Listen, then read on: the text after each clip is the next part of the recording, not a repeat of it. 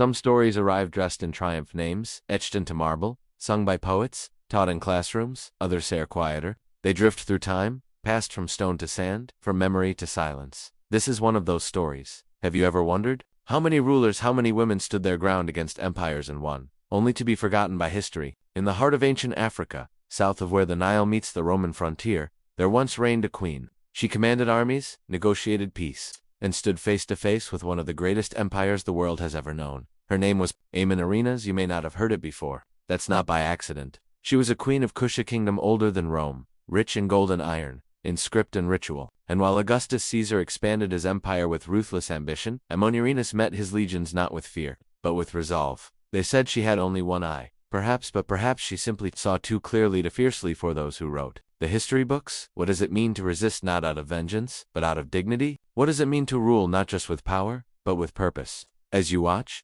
I invite you to question what history has chosen to remember and what it has chosen to forget. And if stories like these resonate with you, stories of courage, clarity, and overlooked legacy, consider joining this journey. Subscribe, share, let's uncover them together. This is the story of Amanirenas, the one-eyed queen who defied Rome. Before we can understand Amanirenas, we must understand the land she defended, the kingdom of Kush. It wasn't a remote outpost or a footnote to Egyptian history. It was a civilization in its own right, rich in heritage, fierce in pride, and deeply rooted in the soil of northeast Africa. Kush stretched for hundreds of miles along the Nile River, from modern-day central Sudan into southern Egypt. While the deserts offered protection, it was the Nile that connected its people through water, through trade, through history. Its capital, Meru, stood proud with its own script, its own gods, and its own pyramids, hundreds of them, still rising from the sands. Kush was not an imitator of Egypt. It was a descendant, an equal, a power in its own right. Meru was a city of iron. Its furnaces glowed with the heat of forges that turned ore into weaponry, tools, and wealth. Merchants carried ivory, ebony, incense, and gold through its markets. Its archers, feared across the ancient world, defended its borders with bows of astonishing range and force. And in this land, women ruled not beside kings, but in their place. The law of Kandake, or Queen Mother, was not ceremonial, it was sovereign. Women commanded armies, held courts, and like Amanirenas stood at the heart of state and strategy. But north of Kush, change had come. In 30 BCE, Augustus Caesar annexed Egypt after defeating Cleopatra and Mark Antony. Rome now stood at Kush's doorstep, and it brought with it legions, taxes, and ambition. The Romans saw themselves as sympathizers. To them, extending influence southward seemed natural, but the Kushites saw intrusion, disrespect, and a threat to their sovereignty. What followed wasn't just a clash of armies, it was a clash of worldviews. Rome believed in conquest, Kush believed in independence, and between them stood So who was Amanirenas? She was a Kandika title that meant ruler, not consort. In the kingdom of Kush, the role of queen mother was not ceremonial, it was absolute. She inherited power after the death of her husband, King Pteratakis, and ruled alongside her son, Prince Akini. But make no mistake, Amanirenas lead in every sense of the word. She lived in Meru, a capital of political sophistication and spiritual richness. Her palace was not just a seat of authority, but a symbol of cultural pride. Its walls adorned with Meroitic script, its chambers echoing with diplomatic debate and war council. Ancient sources like Strabo, a Greek geographer, described her as a masculine woman, blind in one eye. This account, written from the Roman lens, aimed to diminish her femininity and portray her as an anomaly. But in truth, her loss of an eye, whether myth or fact, only deepened the legend. She became a figure carved in resilience, a leader marked by the scars of battle. Amanirenas inherited a volatile geopolitical map. The kingdom of Kush had coexisted with Egypt for millennia, sometimes peacefully, sometimes not. But now, with Augustus in control of Egypt, Rome was no longer a neighbor. It was a juggernaut. Amanirenas recognized the signs: Roman tax collectors crossing the border, imperial statues raised in sacred spaces, temples rededicated to Roman gods. These weren't tokens of diplomacy, they were declarations of dominance. But Amanirenas was not passive. She reorganized her military, strengthening its elite archer units known across the ancient world for their deadly accuracy. She rebuilt frontier garrisons. She sent spies north to monitor Roman movements and alliances. Yet she also governed at home. Trade continued. Craftspeople flourished. The royal court welcomed emissaries from distant African polities and Middle Eastern merchants. Her rule was not defined solely by war but by preparation, preservation, and pride. And when the tipping point came, she was ready. She did not send pleas to Augustus. She did not request negotiation. Instead, she marshaled an army thousands strong, a coalition of Kushite warriors, bound by cause, by queen, and by land.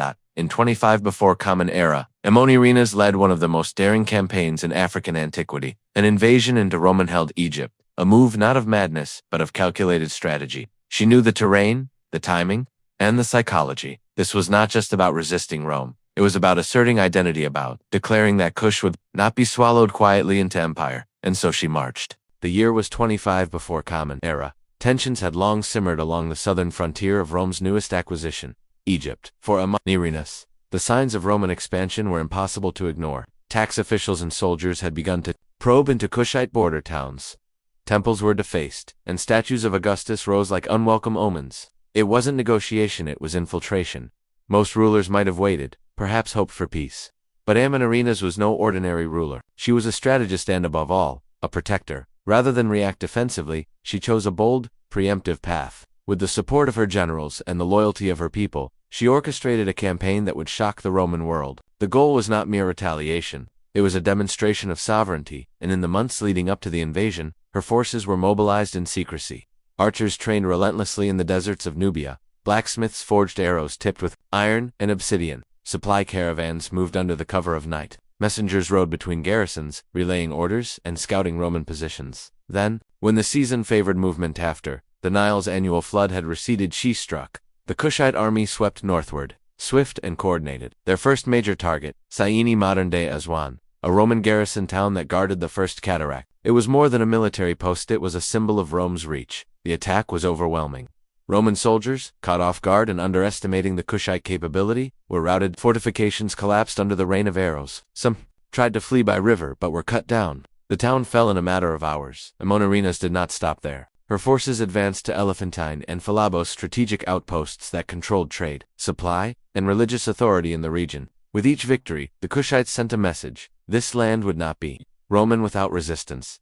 But what cemented her legacy was not just the battles, it was the statement she made afterward. Among the Roman spoils was a bronze head of Augustus Caesar, a propagandistic idol placed in Syene. Amanirenas ordered it taken back to Meru. There it was, buried beneath the threshold of a temple. Every priest, every worshipper, every barefoot child would step over the emperor's face. It was not desecration, it was defiance. This act, more than the sword, enraged Rome, not because of the statue's value, but because it turned imperial symbolism on its head. In a world where images defined legitimacy, Amanirenas had shown who truly ruled the borderlands. The psychological blow was severe, Roman pride wounded, their military record challenged, their emperor's likeness humiliated. Rome, of course, would answer, but Amanirenas had made her stand, and history would never be the same. Rome does not forget, and Rome does not forgive. When news of Amanirenas' invasion reached Alexandria, the Roman command center in Egypt, it struck like lightning. Gaius Petronius, the Roman prefect of Egypt and a trusted general under Augustus, knew this wasn't merely a frontier skirmish.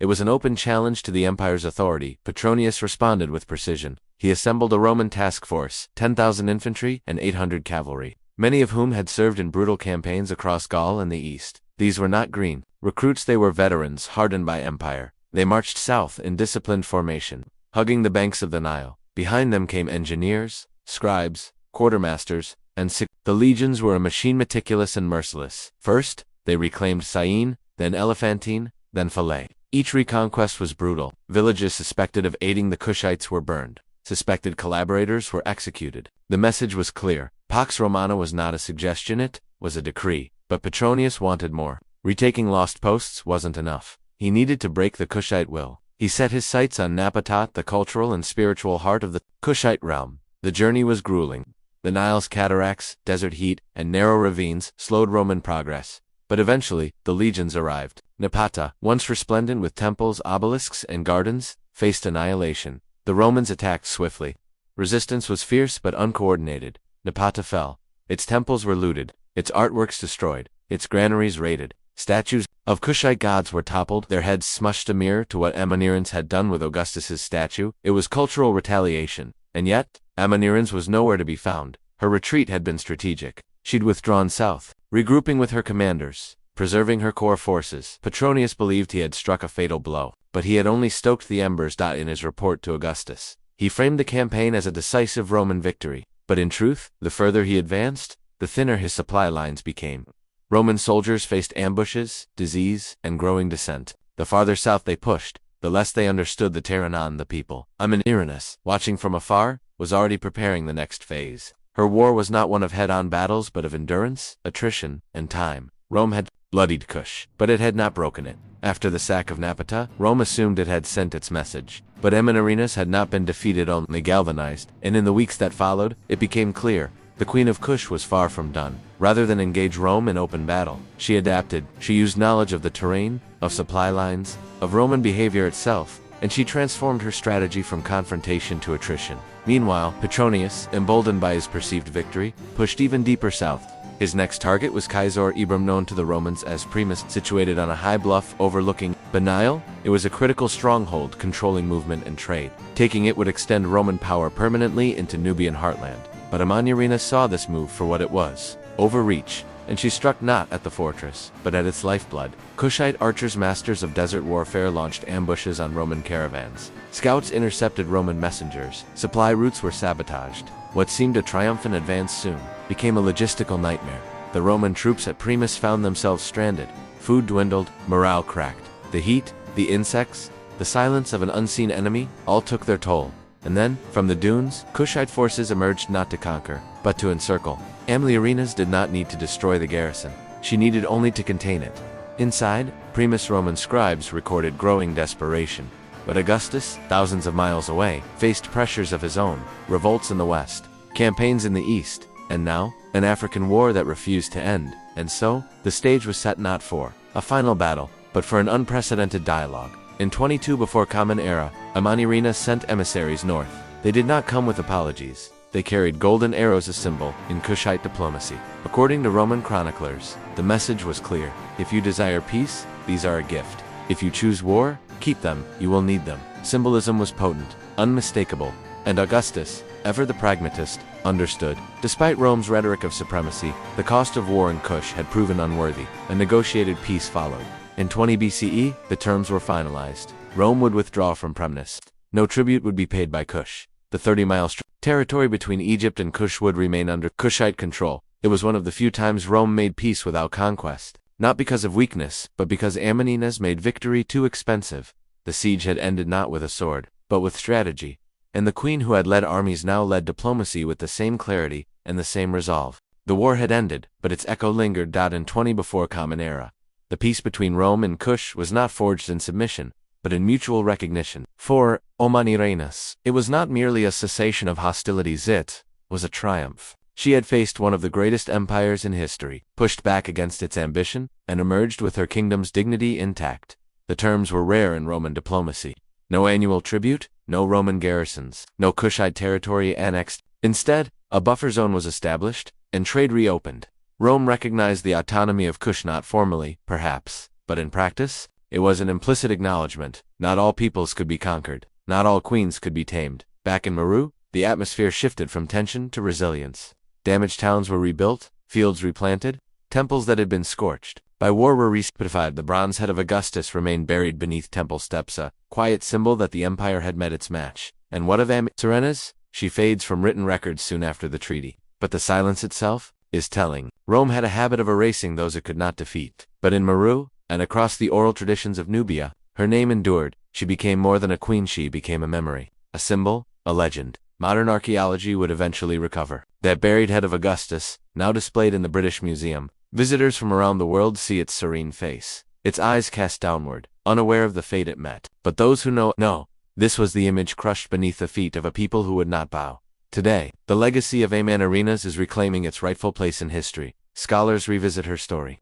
Artists reimagine her likeness. And in classrooms and documentaries, her name resurfaces not as myth, but as fact. Amanirenas ruled not through fear, but through will. She led not for conquest, but for sovereignty. And in doing so, she offers a rare and radiant example of power guided by purpose. As we end, we return to a question: how many Amanirenas have been forgotten? If this story moved you, if it challenged your idea of who shapes history, then don't let it stop here. Share it, subscribe, and keep asking, whose stories are missing? To remember her is to resist forgetting.